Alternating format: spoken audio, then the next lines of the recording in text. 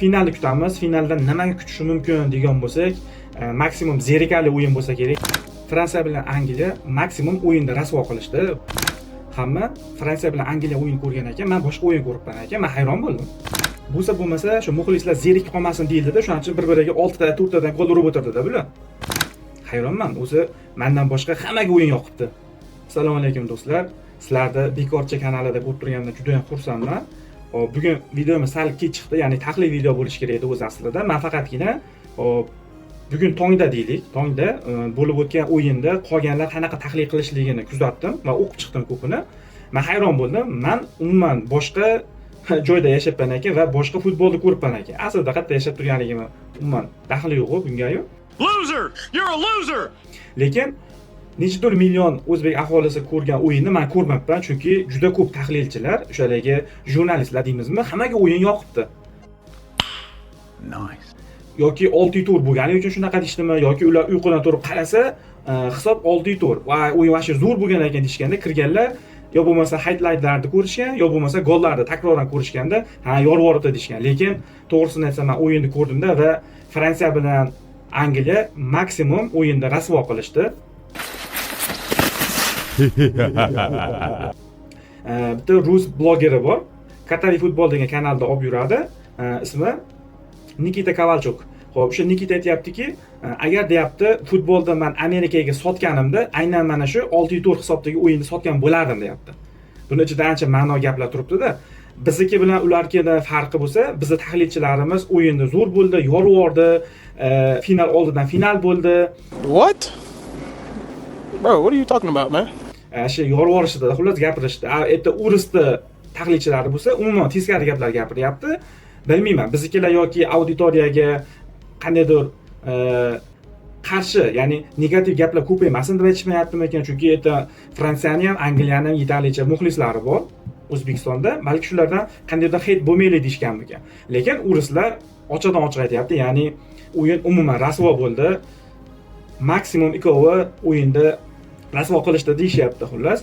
Nima ham deymiz, lekin men to'g'risi o'yindan maza qilmadim. Gollar bo'ldi, gollarga agar e'tibor bergan bo'lsalaring, 90% xatoga kirdi. Misol uchun Kanate nimaga tushdi men tushunmadim. Bu Realning muxlislariga men qandaydir sabr tilayman, chunki Kanate bu yilga Liverpoolda haqiqiyligi himoyasidagi xatolarni qilib tashladi. Bitta o'yinda o'zida rasvo qildi, menimcha. Agar Kanate bo'lmaganda bunchalik bo'lmas edi. Endi bu meni subyektiv fikrim. Bitta har doim subyektiv fikr bo'ladi. Xo'p, xullas bo'lmasa o'yinga qaytamiz. O'yinda demak boshlanishi, tarkiblarga to'xtalamiz. Ko'pchilik aytayaptiki, Angliya ikkinchi tarkibda tushdi deyapti. Bu Kane bilan Bellingham yo'qligini hisobiga shunaqangi deyishyapti shekilli. To'g'ri. Angliyada 6 ta o'zgarish bo'ldi, Fransiyada 5 ta o'zgarish bo'ldi. Menimcha ham shu asosan hujumkor tarkibda tushirmaganligi uchun ham Angliyani balki ikkinchi tarkibda tushirdi deyilgandir. Bizda shunaqangi deyishdi, ikkinchi tarkib bilan tushyapti ekan deyishdi. Endi Fransiyada rostdan hujumkor qoldi. Misol uchun Doye bilan Barkola har doimgidek o'zgardi, lekin Doye birinchi tushdi. Va menimcha bekorga birinchi tushdi. O'sha Barkolani o'zi yaxshi o'ynab turgan ekan. Doye menimcha eng past ballardan bittasini oldi. 5-6 ball oldi ekan, lekin Barkola tushib ko'rdilar, o'yinni qanchalik o'zgartirib yuborganini. Doye menimcha xato bo'ldi. Desham xato qildi, ya'ni Doyeni qo'yib turib, keyin yana bir xatodan bittasi Gusto bo'ldi. Penaltini ishlagan o'yinchi. U eng pastini oldi, turi 6 ball oldi ekan. Dahshat. Mbappega endi boshqa gapimiz yo'q. Shirki ham.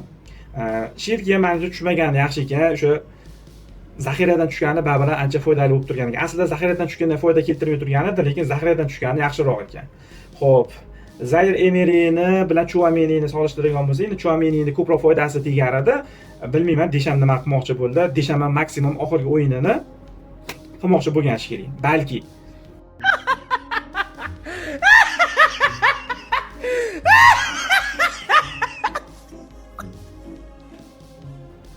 Xo'p, endi varatalar haqida gapirmaymiz. Menimcha Pickforddan xuddi shunaqangi ish qilardi, chunki Pickford ham Andersondan qanchadir bir nechidir kalla yuqori deb aytolmayman.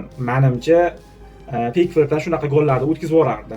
Endi Menyan yaxshi darvozaboni, lekin bunaqangi davleniyalik hali o'yin bo'lmaganida Menyan ham chidab bera olmas ekan. Xo'p, bo'lmasam tarkiblar shu bo'ldi. Fransiyada kim yaxshi o'ynadi? Ya'ni balli yuqori bo'libdi ekan. Eng yuqori ballni Mbappe oldi, 807, keyingisini Olise oldi, 8. Olise yaxshi o'ynadi. O'sha o'tgan videoda aytgan edim. Mana bu yerda hozir silkasi chiqadi. Ko'ringlar. O'sha videoda aytgandim, Olise oyog'idagi butsasini teskari kiyyapti degan edim. Bu safar to'g'ri kiyibdi-yu, lekin bilmayman. Chap oyog'ini yaxshilab baylamaganmi ipini. Chunki har tepgani noto'g'ri ketaverdi. Olise bu chempionatda faqatgina pas berdi, lekin gol ura olmadi. Lekin paslari dahshat chiqdi. Dembele bilan bo'lgan taktikani agar ko'rgan bo'lsalaring, oshirganda, o'shanda urganda zo'r bo'lardi, lekin ura olmas ekan. O'sha ipini yaxshilab baylamagan ekan butsasini. Angliya total o'yinni ko'rsatibdi. Birinchi taymda endi yorib Angliya, lekin Fransiya menimcha o'ynamadi ham. Fransiya o'ynamadi, umuman o'ynamadi. Xo'p, lekin alishishdi. Ikkinchi taymda shu Angliya pashti 35 minut umuman o'ynamadi. Fransiya 35 minut maksimum o'ynashga harakat qildi.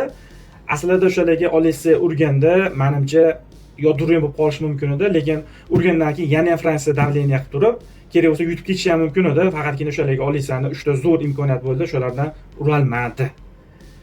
Xo'p, to'pga egalikdagi qirollik yili to'g'ri bo'libdi, Angliya yutibdi. Menimcha shu o'yinda oxirgilarida Angliya baribir ham sal qo'lga oldi.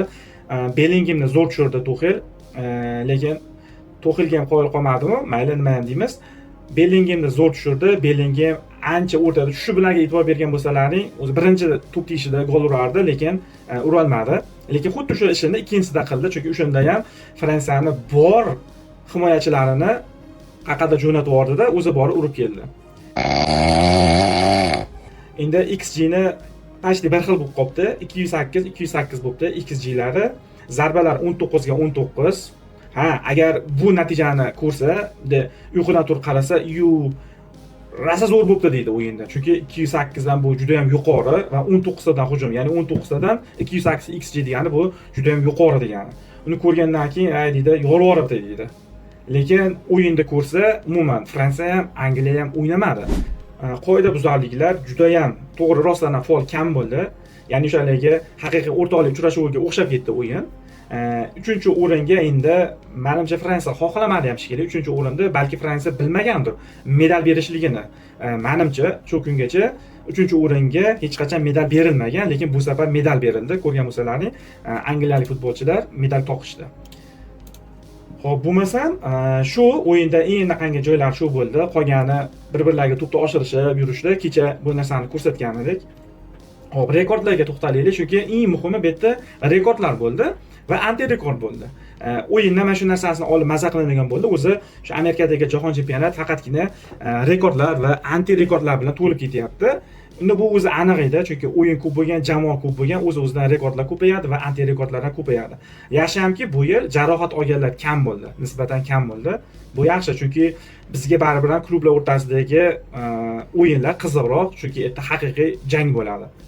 Xo'p, demak, rekordlardan birinchi Mbappe rostdan ham nima desa, kim bo'lsa ham, masalan, o'zim personal muxlis emasman Mbappeni, lekin Mbappe rostdan ham o'shalarga ta'rifidek dunyodagi eng tezkor toshbaqa deyiladi va eng ko'p gol urib turgan o'yinchi ham bo'lyapti.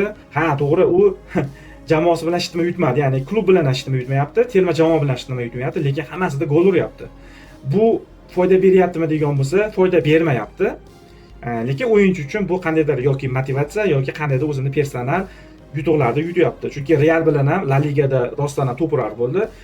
Chempionlar Ligasida ham to'p urar bo'ldi. 15 ta gol urdi. Hozircha agar Messi finalda gol urmasa, jahon chempionatida to'p urar. Chunki Messida hozir 8 ta gol, Mbappeda o'zi 10 ta bo'ldi. Messi bilmadim, hat-trick qiladimi yo'qmi? Bilmadim, lekin Ispaniya jamoalariga Messi keraklicha gol urgan. Ko'ramiz, kuzatamiz bugun kechasi. Xo'p, demak, umumiy jahon chempionatlari bo'yicha Mbappe 22 ta gol bilan dahshat rekord qildi. Messi da hozircha 21 ta gol. Menimcha Messi bu turnirdagi to'purlar bo'lishdan ko'ra umuman jahon chempionatiga to'purlarlikda birinchiga chiqib olishni orzu qilsa kerak. Chunki 22 ta gol bilan 21 ta golda farqi bor. 2 ta gol urgani bilan Mbappe bilan to'g'ri keladi, lekin umumiy jahon chempionatida zato birinchi o'ringa chiqib oladi. Yana ko'p ehtimol Mbappe keyingi jahon chempionatida o'ynasa kerak. Yoshi to'g'ri keladi, faqatgina formada bo'lishligi va jarohatsiz bo'lishligi muhim. Agar keyingi jahon chempionatida o'ynasa ham ko'p ehtimol 22 ta golni ancha baquvvatlashtirib qo'yadi. Qoyil Mbappega. Xo'p, demak, keyingi rekordimiz Jude Bellingham ayniqsa o'sha Realga kelganda birinchi mavsumda yorib yuborgan, Bellingham yorib yuborgan. Xo'p, Bellingham yarim himoyachilar ichida to'pirar bo'libdi. Hali shu kungacha yarim himoyachilar 7 ta gol urmagan ekan. Hozir Bellingham ham o'zini terma jamoasida ham butun jahon chempionatida yarim himoyachilar ichida birinchi o'ringa chiqib oldi va 7 ta goli bilan. Angliya terma jamoasida o'zi to'pirar, umumiy jamoa jahon chempionatidagi gollar bo'yicha Kane birinchi o'rinda ekan, 14 ta gol ekan, Lineker bor ekan, Linekerda 10 ta gol ekan. O'zi Judda 7 ta, balki keyingi jahon chempionatida Linekerdan o'tkizish mumkin. Endi Kanedan o'tkizish juda ham qiyin bo'lsa kerak, chunki Kane ko'p ehtimol keyingi jahon chempionatida o'ynasa kerak. Xo'p, keyingisi Michael Olise. Ha, gol ura olmayapti bu bechora Valayo, lekin assistlarni qilyapti va 7 ta assist qildi va Kimsan Peleni rekordini yangilabdi. Bitta jahon chempionatida eng yaxshi shu kungacha assist qilgan Pele bo'lgan ekan va 6 ta bo'lgan ekan. Shu rekordni yangiladi. Oliseda hozir 7 ta bo'ldi. Bu uchun Mbappega ham rahmat, chunki hujumda tugatishdan katta rol o'ynaydi. Ya'ni Olise ham ko'p ehtimol menimcha keyingi chempionatlarda buni yana ham yaxshilashi mumkin. Umumiyda baribir Messidan o'tib ketmasa kerak-ku, endi 7 tani yana yaxshilashi mumkin. Xo'p, Peleni rekordi aytgancha 56 yil turgan ekan, 56 yillik nimani qoyil rekordni yangilabdi Olise. Xo'p, keyingisi Desham endi 14 yillik trenerligini, Fransiya terma jamoasiligini tugatdi. Desham yorib yubordi. Oxirgi haligi xaylashuv o'yini bo'ladi. O'sha xaylashuv o'yinida menimcha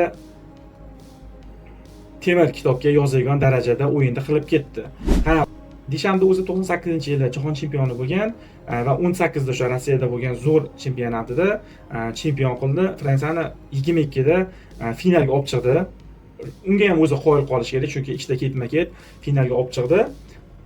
Lekin mana 26da yarim finalgacha yetib keldi va 4-o'rin bilan cheklandi. Deshamga endi omad tilaymiz, bilmayman qayerga borar ekan. Xo'p, endi Fransiyaga Zidan keldi. Endi bag'i ko'ramiz Yevropada nima bo'lar ekan. O'zi Yevropagacha Millatlar Ligasi bor. Endi Millatlar Ligasida menimcha ko'p nima berilmasa kerak. Lekin Yevropaga tayyor bo'lish kerak Fransiya. Baribir ham Millatlar Ligasiga hozirgi baribir taktik mana shunaqa borishi mumkin, lekin bilib bo'lmaydi. Zidan oddiy o'rtaqalli uchrashuvlarda hamma narsani o'zgartirib yuborishi mumkin. Zidandan hamma narsa kutsa bo'ladi. Zidan kalla ham qo'yishi mumkin, lekin qutqarishi ham mumkin. Hop, keyingisi Angliya 3-o'rinda oldi. Hop, bu o'shalarga 1966-yildagi undan keyingi eng yaxshi natijaga, unda chempion bo'lgan. O'sha Bobby Charltonlar paytida Braziliya o'shanda chempion bo'lolmagan edi. Tuxelga kelgan bo'lsak, Tuxelda obloshkani ko'rgan bo'lsalaring, ajoyib rasmga qo'yib qo'yganman. To'g'risi menga Tuxelda o'sha o'zi Argentinaga qilgan ishidan keyin o'zi juda ham menga negativlik paydo bo'lib qolgan edi. Mana bu o'yinda endi juda ham ortiqcha bo'lib ketdi. Bilmadim nimani xohladi Tuxel. Ketyapsan, endi to'g'ri terma jamoadan ketgani yo'q. O'sha ketmaganidan keyin ham muxlislaringga bor o'zingni g'oyangni, shunaqangi davleniya yo'q o'yinda baribir ko'rsatish kerak edi. Misol uchun, ha, to'g'ri Argentinada qanaqangidir bosim bo'lgandi, lekin yarim finalda hech qanaqa bosim yo'q edi. Ayniqsa Fransiya o'ynamadi birinchi taym. 4 ta golni urding. Ikkinchi taymda bunaqangi qo'yib olmaslik kerak edi. O'zi aslida bunaqangi tarkibda tushirmagan yaxshi edi. Keyin menimcha tushirish kerak edi. Balki ko'p ehtimol muxlislarda emas, o'yinchilarda hisobini olgan bo'lsa kerak. Misol uchun o'shalarga zaxiradagi o'yinchilardan o'ynasin degan niyatda bo'lgan bo'lishi mumkin, lekin ularni keyin ham tushirsa bo'laveradi, bilmadim. Misol uchun Kane'ni ham ikkinchi nimada taymda tushirmadi-da. Agar bilmadim, xullas Tuxelda menga umuman kechagi va Argentinadagi o'yini umuman yoqmadi. Unda ham bundan qo'rqoqlik qildi deb o'ylayman. Endi masxara ovozda rasmini qo'yib qo'ydim. Endi kim qanday o'ylasa o'ylarsin, misol uchun menga shunaqangi tuyuldi. Yana bitta endi bular rekordlar bo'lgan bo'lsa, endi anti rekordga kelamiz. Anti rekord endi o'z-o'zidan Angliyada emas, Fransiyada bo'lyapti. Chunki Fransiya 1958-yilda Braziliyadan 5-2 hisobida yutqizgan ekan va bu shu kungacha eng yirik mag'lubiyati bo'lgan ekan. Endi to'g'ri 6 bo'ldi, ya'ni 6 ta gol o'zidan o'tkazib yubordi. Bu baribir jahon chempionatidagi eng yirik mag'lubiyat yoki gol urilgan o'yin emas ekan, undan ko'p ham bor ekan, lekin Fransiya eng ko'p o'tkazib yuborgani shu bo'libdi, ya'ni 6 ta gol o'tkazib yuborgan. Ungacha Braziliya o'sha Pele davridagi, ya'ni chempion bo'lgan davridagi Braziliyadan 5-2 yutqizgan ekan. Balki o'sha 3-o'ringa bo'lganligi uchun bu narsa bo'ldi. Agar menimcha 3-o'ringa bo'lmaganda Fransiya bunaqa o'ynamas edi. Tahlilimiz shu bo'ldi. Endi qolgan tahlillarda o'zi menimcha hamma ishtaban bo'lgan, chunki eng oxirgi baribir mani videom chiqyapti shekilli. Endi xo'p, finalni kutamiz. Finalda nimaga kutishi mumkin degan bo'lsak, maksimum zerikarli o'yin bo'lsa kerak. Nimaga? Ispaniya, agar eslasalaringiz, 2010-yilda ham juda ham kam gol urib turib chempion bo'lgan, lekin u paytda Iniesta, Xavilar bo'lgan, hujumda David Villa bo'lgan. O'zi Ispaniya ja ko'p gol urmas ekan jahon chempionatlarida ham. Demak, bu o'shalarga markaz va himoyani mustahkamligi va rostdan ham Ispaniyada markaz dahshat. Ayniqsa bir-birini tushunib o'ynashliklari bu o'sha Iniesta bilan Xaviga to'g'ri u darajada bo'lmasa kerak, lekin mana agar hozir Ispaniya chempion bo'lsa, menimcha Iniesta, Xavi davridagi natijalardan o'tib ketadi. To'g'ri, ularda qanday o'yin darajasi bo'lmasligi mumkin, lekin natija ulardan ko'ra yuqori bo'ladi. Nimaga? U paytda ham to'g'ri Yevropa olingan va ketma-ket olingan-ku. Jahon Yevropa olingan, lekin hozir Millat Ligasi qo'shilib qoldi. Ya'ni arasi juda ham qisqa bo'lib qoldi-da. Yevropa Millat Ligasi jahon chempionati. U paytda hech bo'lmasa 2 yildan farq qilgan, lekin hozir unaqangi emas. Ya'ni qisqa vaqt ichida 3 ta eng katta turnirda yutib turgan bo'lishi mumkin. Endi finalissima bo'lmadi. Agar finalissima bo'lganda, menimcha undan ham yutardi. Argentinani yutardi. Lekin xo'p, FIFA bizga va'da bergan, finalissima bo'ladi deganida, Lamin Yamalga omad tilayman. Jahon chempionati tugasa, o'sha bitta video qilamiz. Esda qolarlik vaziyatlar, esda qolarli qanaqadir holatlar haqida. Shu yerda aniq men eslaymanki, Lamin Yamal Saudiya Arabistoniga gol urib sajda qilganligini aniq eslaymiz. Chunki juda ham chiroyli kadr bo'ldi. Hatto shu yerda Saudiya Arabistoni muxlislari ham Yamalga qarshi olishdi. Xo'p, bo'lmasa akalar, videomizni tugatamiz. Menimcha yetarli hamma ma'lumotlar bo'ldi. Kamchiliklar bo'lsa, nima deymiz, uzr so'rab qo'yamiz va kommentariyada o'zlaringiz fikrlaringizni bildiringlar. Bu qiziq, chunki sani fikringga qarshi fikrlar bo'lishligi ham bu aslida sandagi qandaydir kamchiliklarni ko'rsatadi va odam har doim kamchiligini ko'rsa, uni ustida ishlashga ishtiyog'i bo'ladi. Agar kamchilik bo'lmasa, o'zini ideal deb bilishi mumkin. Bu noto'g'ri narsa. Hech kim ideal bo'lmaydi. Ideal inson hozir yo'q.